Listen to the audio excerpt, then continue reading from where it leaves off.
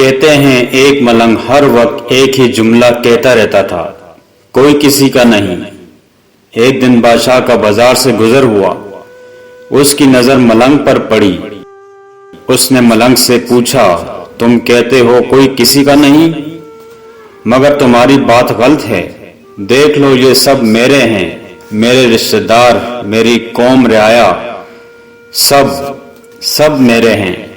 تم آج کے بعد یہ جملہ کہنا چھوڑ دو یا ریاست سے نکل جاؤ۔ وہ ملنگ کوئی کسی کا نہیں کہتے ہوئے ریاست چھوڑ گیا۔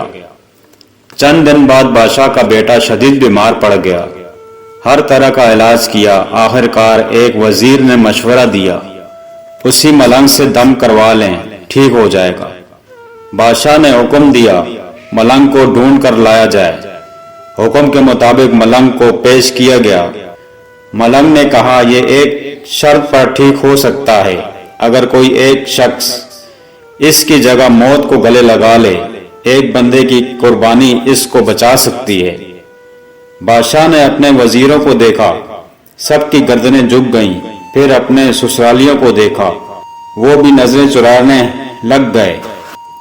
بادشاہ اور ملکہ بادشاہ نے ملکہ سے کہا، اگر میں قربانی دوں تو ریاست کا کیا بنے گا، اور اگر تم دو تو میرا کیا بنے گا؟ اگر ہم دونوں زندہ رہیں تو بچے اور بھی پیدا کر لیں گے۔ تب ملنگ نے مسکرا کر کہا، کوئی کسی کا نہیں۔ لے آؤ بچہ دم کرتا ہوں، ٹھیک ہو جائے گا۔